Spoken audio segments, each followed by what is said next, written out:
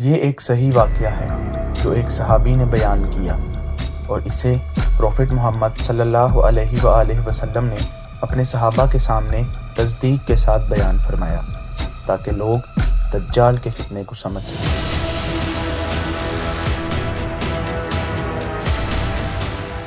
تمیم الداری فرماتے ہیں، میں اپنی قوم کے 30 لوگوں کے ساتھ سمندر کے سفر پر تھا۔ ہمیں سمندر نے 1 مہینے تک ادھر ادھر گھمایا، پھر ہم ایک جزیرے کے قریب پہنچ گئے۔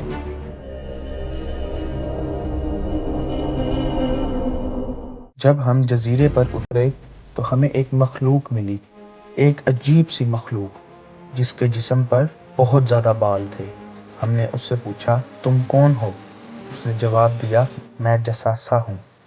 اور اس نے کہا، اس عمارت میں جاؤ، وہاں ایک شخص ہے جو تمہارا انتظار کر رہا ہے۔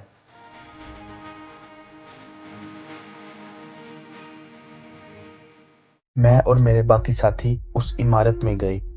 وہاں ایک آدمی تھا، بہت بڑا جسم اور سخت زنجیروں میں بندھا ہوا۔ اس کے ہاتھ گردن کے ساتھ بندھے ہوئے تھے اور پیر زنجیروں سے جکڑے ہوئے تھے۔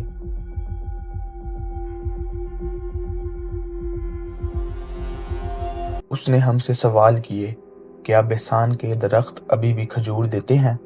ہم نے جواب دیا، ہاں بالکل، اس میں ابھی بھی بہت سی کھجوریں لگتی ہیں۔ پھر اس نے پوچھا، تبریہ جھیل کا بتاؤ، کیا اس میں ابھی بھی پانی ہے؟ ہم نے جواب دیا، ہاں اس میں بہت پانی ہے۔ اور پھر اس نے پوچھا، نبی کا بتاؤ۔ ہم نے جواب دیا، وہ مدینہ آ چکے ہیں اور لوگ ان پر ایمان لا رہے ہیں۔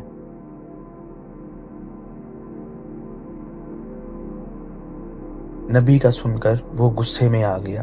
اس نے کہا، میں دجال ہوں، مجھے جلد اجازت دی جائے گی، میں زمین پر نکلوں گا، میں ہر جگہ جاؤں گا سوائے مکہ اور مدینہ کے۔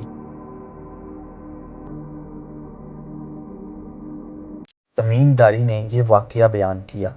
جب یہ بات پروفٹ محمد صلی اللہ علیہ وآلہ وسلم تک پہنچی تو آپ نے لوگوں کو جمع کیا اور فرمایا، تمیم داری کی بات اسی طرح ہے جیسے میں تمہیں دجال کے بارے میں بتاتا رہا ہوں۔